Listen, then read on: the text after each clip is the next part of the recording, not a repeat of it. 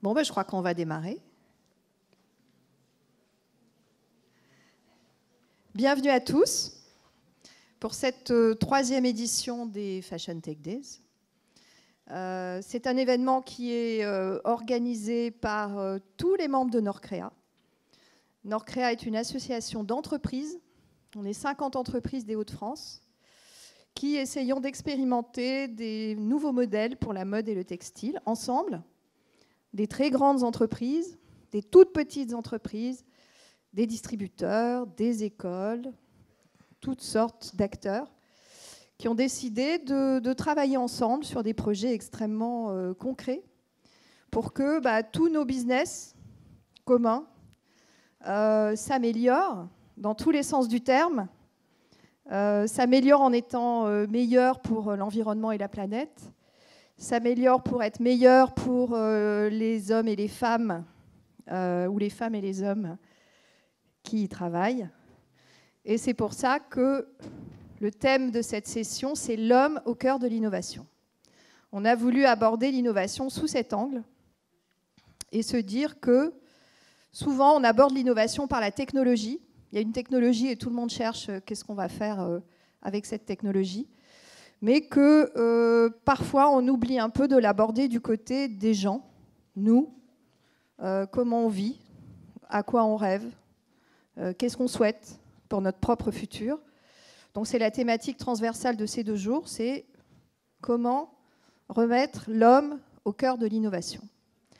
Donc tous les membres de Norcrea, qui sont tous des chefs d'entreprise, c'est important, ont travaillé très dur sur cet événement, on fait tout ça, nous tous, en plus de notre business, parce qu'on a tous des entreprises à mener. On y met beaucoup de cœur.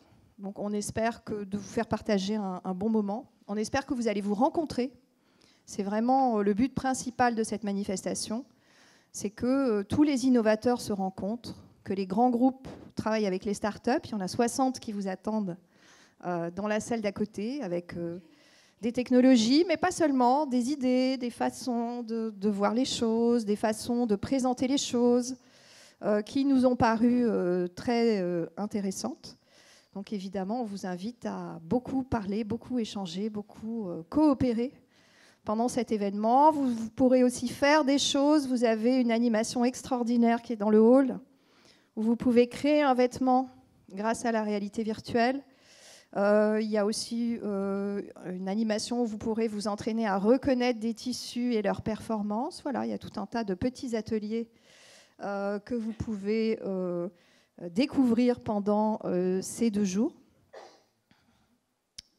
Évidemment, cet événement, il est fait grâce à un certain nombre de partenaires. Alors, je ne vais pas tous les citer parce qu'il y en a beaucoup et ça nous fait très chaud au cœur que de plus en plus de partenaires nous rejoignent au fil du temps et nous permettent de rendre l'événement plus riche, d'inviter des startups qui viennent d'ailleurs. On fait un focus sur les startups de Berlin durant cette édition, lors d'une table ronde. Et on a aussi, vous verrez au cours des tables rondes, le plaisir d'accueillir certains intervenants étrangers sur des sujets très pointus. Donc on remercie chaudement tous nos partenaires. Et particulièrement, ils se reconnaîtront, ceux qui sont là depuis le début, depuis la toute première, toute petite édition des Fashion Tech Days il y a 3 ans. Donc voilà, on grandit grâce à vous tous. Donc passez un bon moment. Et j'ai le plaisir d'accueillir Clarisse Rey, qui dirige le défi.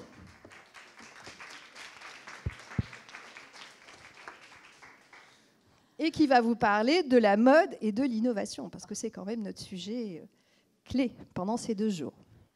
Alors bonjour à toutes et à tous. Donc rude responsabilité que de démarrer une conférence. Moi je voudrais tout d'abord remercier, féliciter très chaudement Annick, Jeanne. Je voudrais que vous l'applaudissiez. Annick ne part pas tout de suite. Vous avez beaucoup de chance d'avoir Annick. C'est une femme pleine d'énergie, pleine de ressources, pleine d'idées et qui en même temps a cette dimension humaine qui est si importante. Et je crois qu'on doit vraiment l'existence de ces Fashion Tech Days qui sont à mon sens, essentielle pour toute la filière. C'est vraiment à elle qu'on le doit. Donc, merci Annick. Alors, innovation et mode. Je ne vais pas vous faire des très longs discours. Peut-être, je vais commencer assez égoïstement, juste pour dire ce qu'est le défi, parce que c'est un organisme que vous ne connaissez sans doute pas. C'est une structure juridique particulière qui a le droit de collecter un impôt spécifique dans la filière habillement, et habillement seulement, pour financer toute une série d'actions dans la filière. Donc, nous sommes très heureux de participer à ces Fashion Tech Days. Je dirais ce qu'on commence à faire dans le domaine de l'innovation. Mais si les jeunes créateurs peuvent défiler à Paris, c'est grâce à nous. Nous finançons le centre de presse pendant les Fashion Days. On a mis en place un fonds de garantie pour garantir des prêts bancaires pour les jeunes entreprises. On aide des entreprises sur des salons. On soutient les savoir-faire. On finance un certain nombre d'études. Notamment, il y a une grande étude qui va sortir le 10 novembre sur les nouveaux business models du digital réalisés par Faber Novel. Est-ce que Maxime est déjà là? Je ne sais pas. Donc voilà, on est vraiment le financeur principal de la filière habillement. On est au cœur d'un écosystème et c'est vrai qu'autour de la table, nous avons tous les acteurs de l'habillement, qu'ils soient grands, petits, qu'ils soient le luxe, qu'ils soient la lingerie, qu'ils soient les façonniers. Et ça donne des échanges très riches et ça permet beaucoup, au-delà du côté financeur, de mettre en contact les gens. Et on a un soutien puissant à la création et l'innovation. Voilà, donc juste quelques mots, j'allais dire, sur nous. Alors, la mode, moi j'aime bien commencer par cela, parce que je suis souvent agacée, je dois dire, quand on rencontre des institutionnels, des politiques, un peu l'espèce de tout petit sourire qui existe sur la mode, comme si la mode était un secteur un peu léger, un peu facile, alors qu'il ne l'est pas, vous le savez. Alors j'aime rappeler ces chiffres. La mode en France, c'est 150 milliards d'euros de chiffre d'affaires. Ça veut dire 1000 Airbus A380. Donc voilà, c'est 1000 Airbus A380, donc ça commence à montrer le poids. 80 milliards dans l'habillement, c'est 1 million d'emplois si on compte aussi les emplois indirects. Et surtout, ce qui est extrêmement intéressant, je veux dire que quand on a eu ce chiffre, on était absolument ravis. C'est un PIB qui est, le PIB de la mode est supérieur au PIB de l'aéronautique et de l'automobile réunis. Donc là aussi, ça marque que pour la France, c'est une vraie richesse. Dans le monde, le secteur de l'habillement, c'est 1200 milliards de dollars, en fait, pas d'euros, de chiffre d'affaires. C'est des croissances supérieures à 3%. Et finalement, c'est 7,5 milliards de consommateurs. On y retrouve les plus grandes fortunes mondiales, que ce soit évidemment Bernard Arnault, le patron de Zara Ortega, le patron d'Uniqlo. Et c'est un secteur, une étude américaine a été faite, qui est plus rentable pour les investisseurs que la technologie. Voilà ces quelques chiffres. Alors, c'est un secteur aussi qui attire les plus grandes entreprises mondiales. Amazon, tout d'abord. Je crois qu'on ne peut plus aujourd'hui ne pas parler d'Amazon dans la mode. Il est devenu cette année le premier distributeur de mode aux États-Unis. Il a lancé officiellement sa marque à Londres pendant la Fashion Week 2017. On savait qu'il avait 7-8 marques et il testait un peu depuis des années et des années. Je veux dire, ça remonte à 5-6 ans hein, pour tester le marché. Il est devenu le sponsor de la Tokyo Fashion Week. Il a annoncé qu'il développait une intelligence artificielle pour le stylisme avec le MIT. Il a lancé un nouveau service aux États-Unis, Prime Wardrobe, où vous faites livrer des vêtements, vous les essayez et vous ne gardez que ceux que vous voulez acheter. Et plus vous en gardez, moins vous payez. Aujourd'hui, dans ces magasins de stockage, c'est 45 000 robots. Il y en avait 1000 en 2013. C'est une entreprise qui commence à déposer des brevets qui sont plus ou moins valables encore, mais voilà, il commence à déposer des brevets d'entrepôt volant, de livraison par drone. Il y a déjà eu des tests aux États-Unis de livraison par drone, de fabrication juste à temps. Alors, Quand on regarde bien ce brevet, il ne serait pas valable en Europe. Mais enfin, on sent qu'il y a une activité d'Amazon sur ces sujets-là. Il a lancé une boutique en ligne Handmade. Et il a aussi lancé récemment une intelligence artificielle, Ecolook, qui va vous conseiller, qui a aussi une caméra, donc vous l'avez chez vous, qui va vous filmer, qui filme votre vestiaire et qui va vous conseiller sur vos choix vestimentaires. Apple, alors Apple depuis longtemps emprunte les codes du luxe et de la mode. Il a nommé des top managers en son sein. La numéro 2 d'Apple aujourd'hui est Angela Ahrendts. Angela Ahrendts a été la femme qui a redressé Burberry, qui était la CEO de Burberry. Et pour l'attirer, pour quitter finalement un poste de numéro 1, elle a reçu, alors j'adore le terme, un Hello bonus ou un bonus Hello, un Hello bonus plutôt, de 60 millions de dollars. Apple est devenu le sponsor du grand gala à New York que fait le CFDA et le Met Ball. Il lance l'Apple Watch. Google, là aussi, c'est extrêmement intéressant. Après sa grande initiative sur les livres, il lance une grande initiative sur l'histoire de la mode en développant des vidéos en 3D sur des pièces mythiques de la mode, sur effectivement les vêtements, l'histoire de la mode, We Wear Culture. Ils ont notamment présenté cette initiative en juin à Paris, au Musée des Arts Décoratifs. Alors comme vous le savez, ils ont développé une veste connectée avec Levi's qui commence à sortir. Veste connectée notamment pour les cyclistes. Donc vous faites ça, ça déclenche votre téléphone, la musique, etc. Mais surtout, ce qui est très intéressant, c'est qu'il a développé des fibres. Des fibres évidemment lavables et des fibres qui peuvent passer sur toute machine à tisser existante. C'est-à-dire que l'intention de Google, c'est d'ouvrir à tout créateur, tout textilien, ces fibres connectées pour qu'elles soient intégrées dans des tissus qui vont faire des vêtements. La Tilt Brush, c'est un casque en 3D pour les créateurs, pour essayer de créer en 3 dimensions, de façon virtuelle, des vêtements. Il a lancé une fonction idée de style, lui aussi. Il vient de lancer une toute petite initiative, mais c'est tout de même intéressant de voir ce qu'ils font avec H&M, Coded Couture, qui est un vêtement personnalisé selon vos propres données. Alors c'est un petit côté gadget, mais on voit que c'est grand. J'allais dire, enregistre beaucoup d'informations, essaye de comprendre les ressorts de ce secteur. Enfin, pendant la Fashion Week de Paris, il y a eu un très grand événement qui a rassemblé, c'est ces photos ici, rassemblé le tout Paris de la mode, qui est le Fashion Tech Lab, où étaient présentées des startups, notamment pour les fibres, pour le textile, qui favorisent, j'allais dire, une approche durable des textiles. Tout ça, c'était pour vous dire que c'était un secteur sérieux.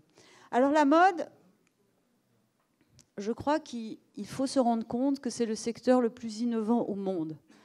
Il n'y a pas d'autre secteur qui conjugue en un seul, j'allais dire, lieu, autant d'innovation. Alors évidemment la créativité, donc ça on va passer rapidement.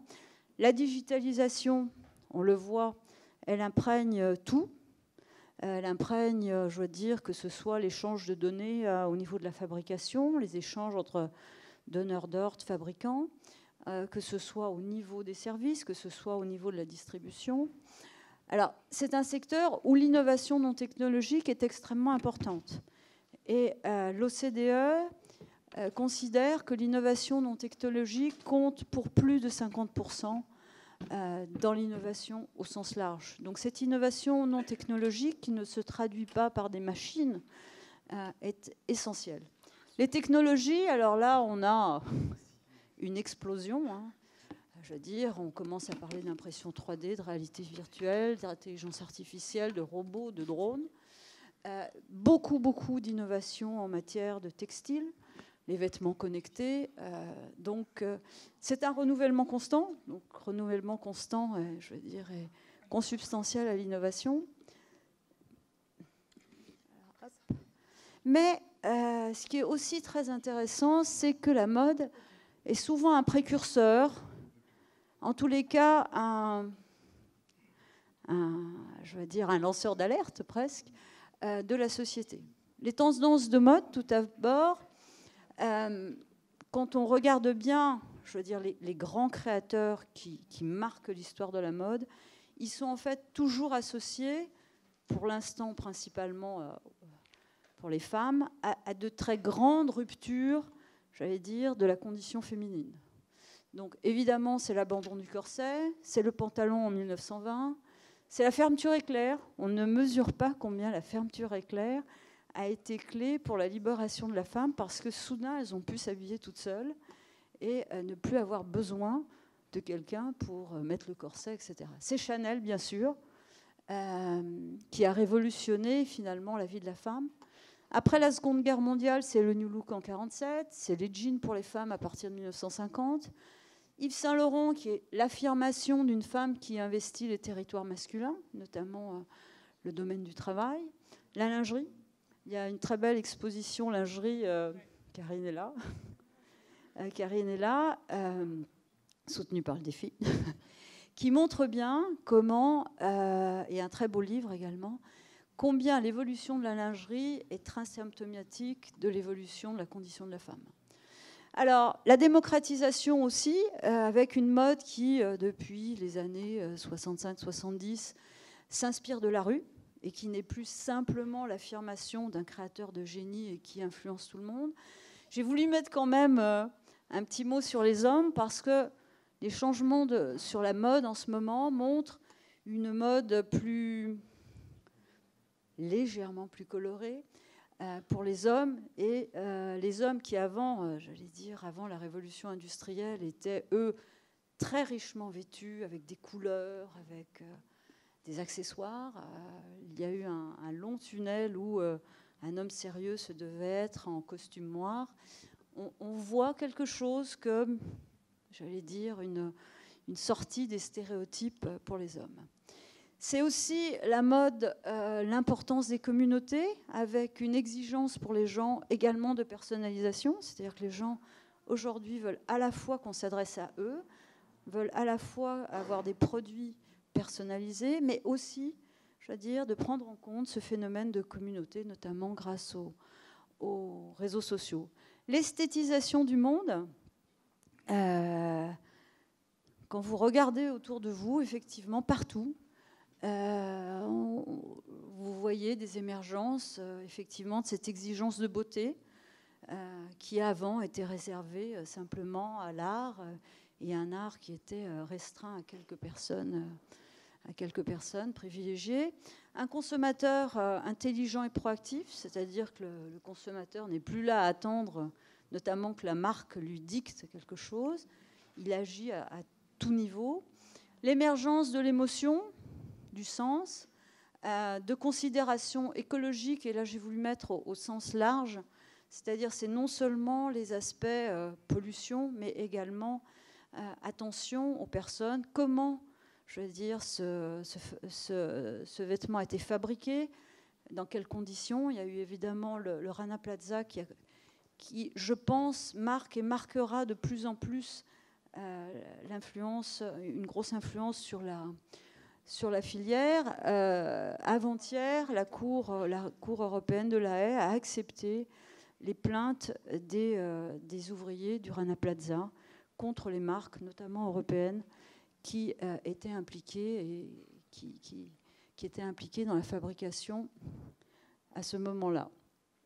Considération écologique, la filière, et notamment au niveau textile, teinture, est la deuxième plus pollueuse au monde après le pétrole. Donc un jour ou l'autre, ce fait-là deviendra de plus en plus prégnant dans la filière.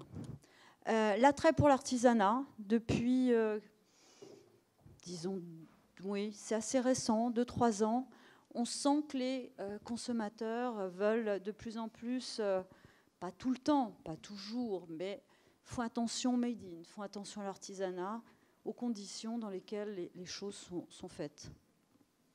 Alors, la mode, c'est aussi un précurseur de business model. Alors, nous sommes à Roubaix-Tourcoing. Donc, je vais vous parler d'une très vieille dame que vous connaissez tous, la Redoute. La Redoute est née en 1837. Et quand vous regardez bien la Redoute, il faut examiner l'histoire de la Redoute, combien elle a toujours été extraordinairement innovante et combien, après un passage à vide, elle retrouve son ADN d'innovation. Alors en 1937, le créateur, le fondateur, Joseph Paulet, a ouvert la première filature de laine peignée à Roubaix. Ensuite, l'entreprise se développe, s'étend. Une autre grande date, 1922, après la Première Guerre mondiale, le marché s'effondre. Les marchés s'effondrent et pour faire face à cette crise, la famille Paulet veut trouver un moyen pour écouler ses stocks. Et ils font paraître une petite annonce sous forme publicitaire dans le journal du Roubaix. C'était le 12 octobre 1922. Et elle était intitulée « Pour tricoter ». Elle proposait des laines filées en solde, des écheveaux et des pelotes. Un nouveau métier était né et la Redoute venait d'inventer, c'est la première entreprise au monde qui l'a fait, venait d'inventer la vente à distance. Le premier catalogue voit le jour quelques années plus tard, en 1928, sous un petit format, 16 pages, avec une quarantaine d'articles, notamment centrés sur le tricot. Ensuite, l'entreprise continue à se développer fortement. En 1962, la Redoute passe le cap des 50 000 références et le catalogue est édité en millions d'exemplaires. En 1964, l'entreprise rentre en bourse. Elle est alors le leader de la vente dans l'univers de la vente à distance. Et en 1969, la Redoute s'ouvre aux créateurs. Alors, on l'oublie peut-être, mais Emmanuelle Cannes a été la première créatrice à être vendue sur la Redoute. Ensuite, ça sera la même année, la Redoute fait une grande innovation qui nous paraît naturelle aujourd'hui, mais c'était la première entreprise au monde à le faire. La première enseigne de vente à distance a créé une carte de crédit pour ses clientes, la carte Kangourou.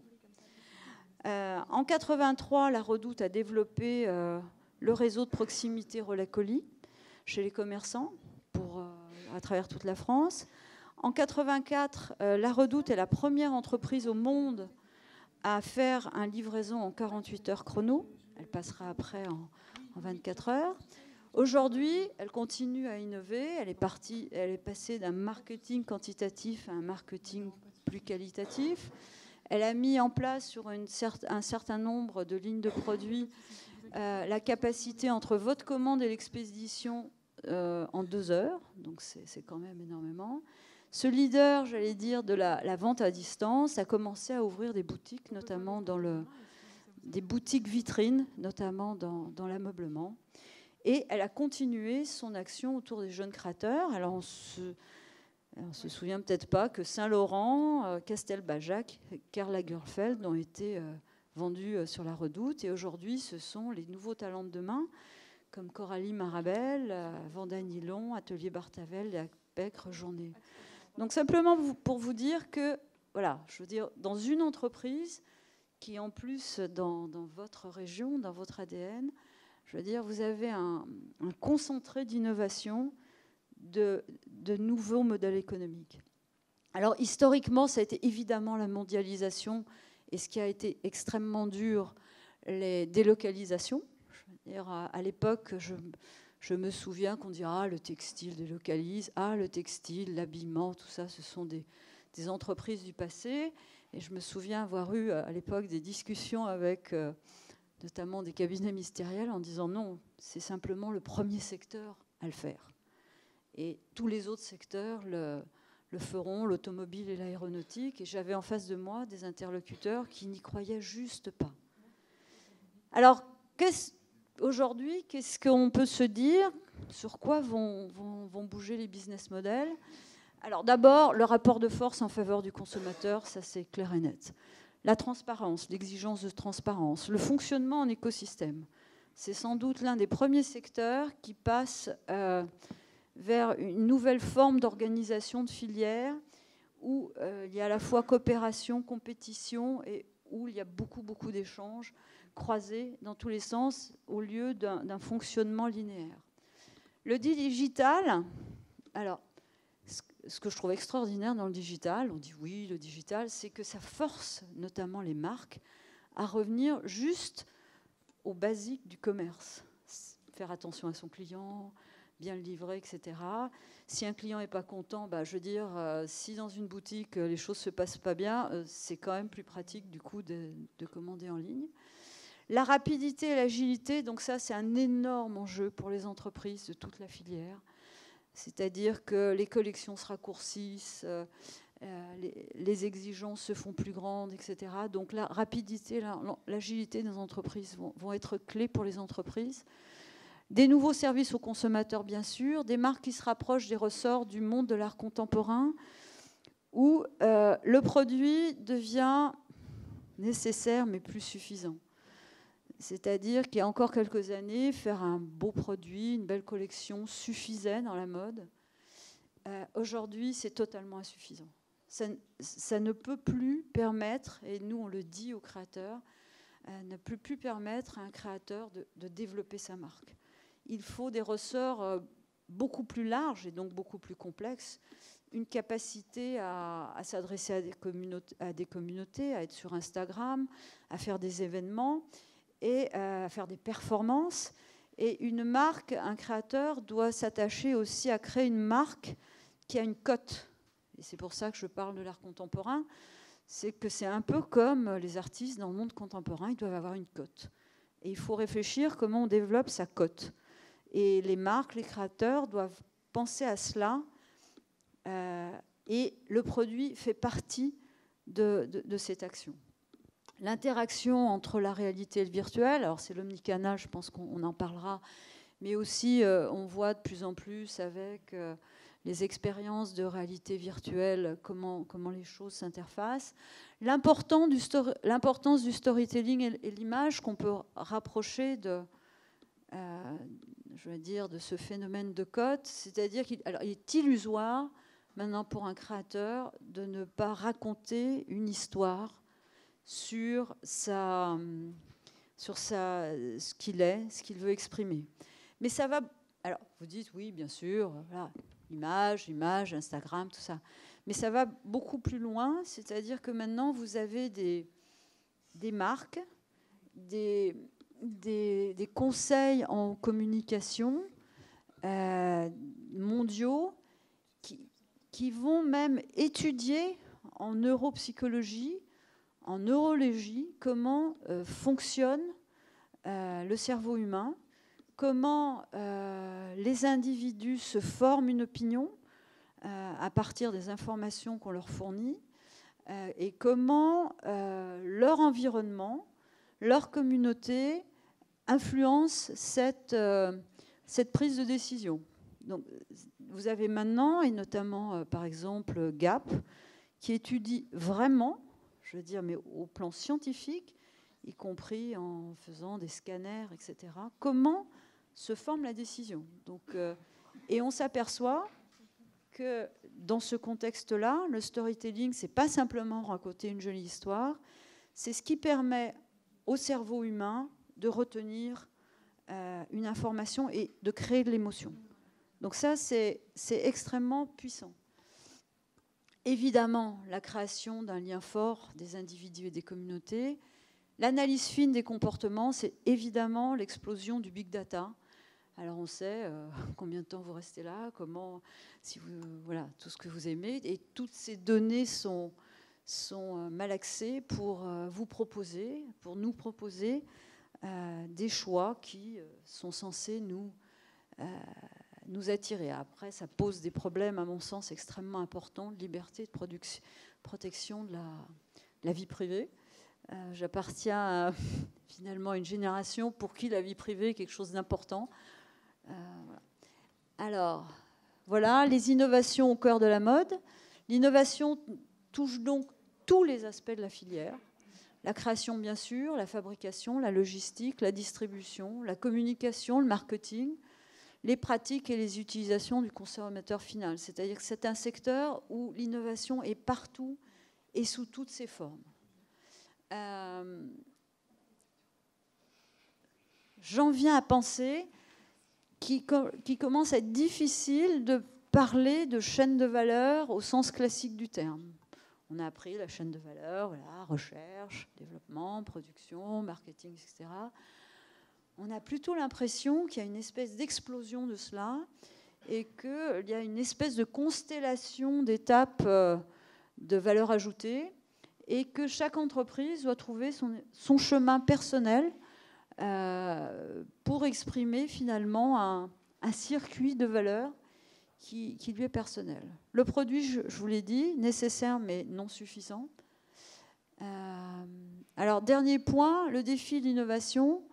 Alors, le défi commence à financer des actions d'innovation ou, j'allais dire, joue sa fonction de réseau.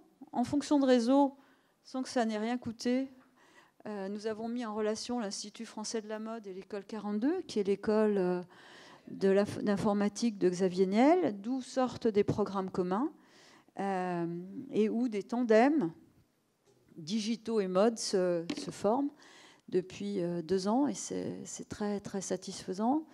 On a une grande étude sur les technologies clés pour l'habillement qui va sortir normalement officiellement le 10 novembre, le jour du Forum de la mode, qui est fait par Alcimed.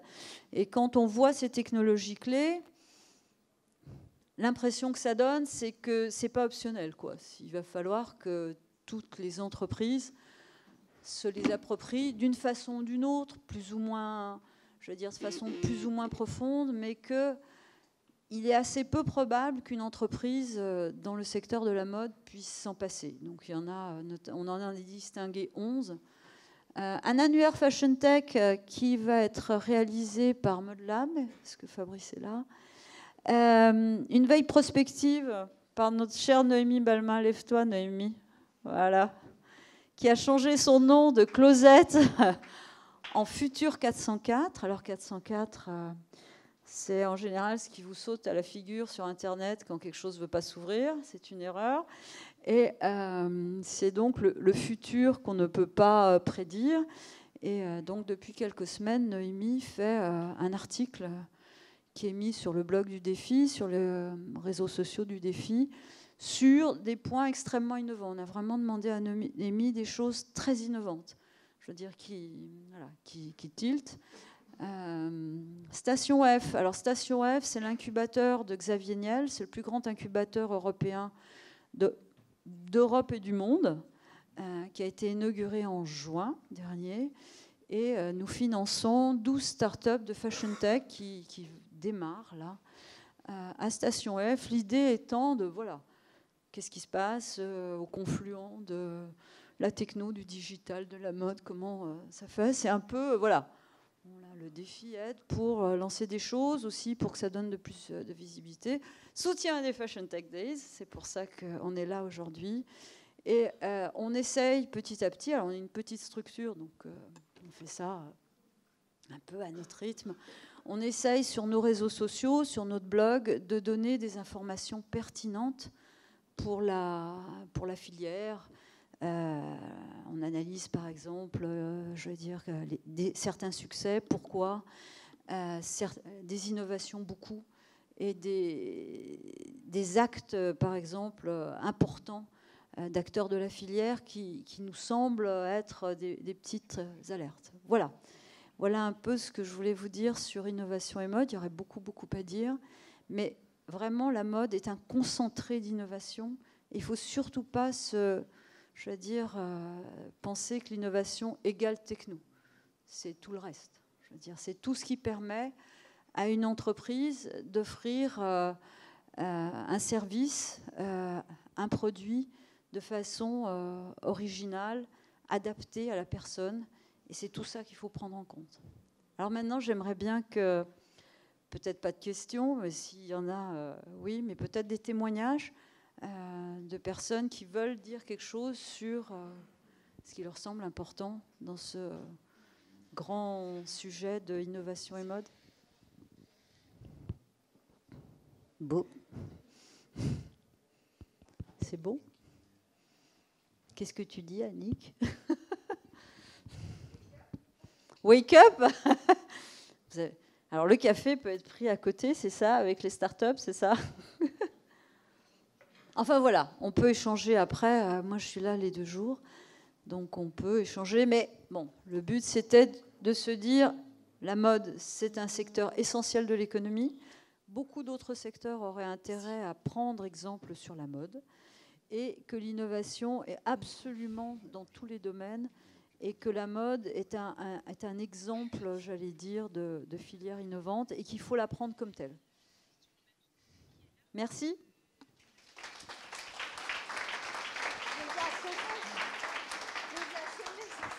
Ah, il faut se réveiller, c'est le matin encore. Oui, moi je voulais juste dire un petit mot parce qu'il se trouve qu'avec tous les membres de Nordcréa, on discute beaucoup avec un certain nombre d'entreprises très différentes et qu'on sent vraiment que depuis, je dirais, 1 année, la vitesse de tentative de captation de l'innovation et surtout du travail interne qui est mis en place par les entreprises augmente de façon exponentielle. Donc ça me réjouit, parce qu'il y a 2 ans, on était un peu en phase de, de ramer très fort. Mais là, on sent que tout le monde s'y met.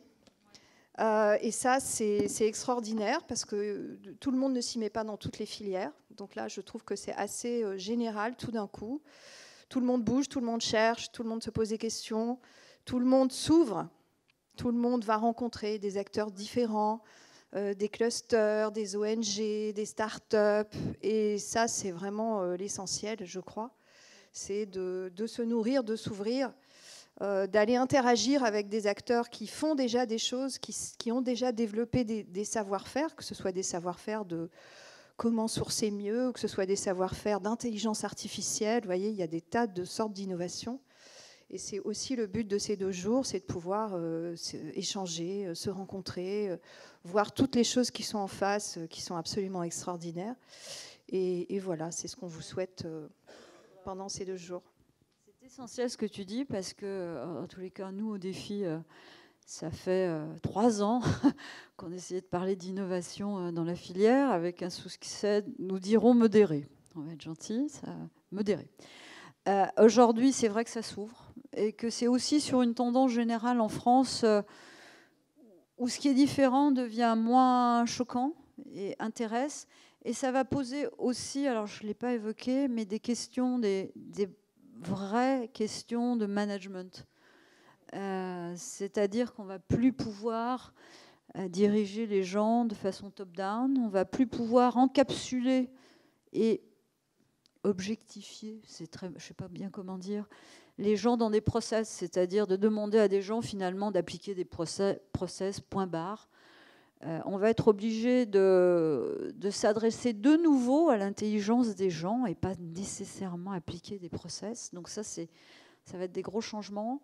Et voilà, d'exercer le pouvoir différemment, c'est-à-dire sans doute des organisations plus plates et plus respectueuses de tout le monde. Donc ça, c'est des gros changements aussi pour les entreprises, et de développer une capacité d'attirer les plus jeunes, mais en leur donnant vraiment du pouvoir, pas simplement pour faire joli, pour dire j'ai embauché des jeunes, c'est que parce qu'ils ne voient pas les choses comme nous, quoi. C'est clair et net.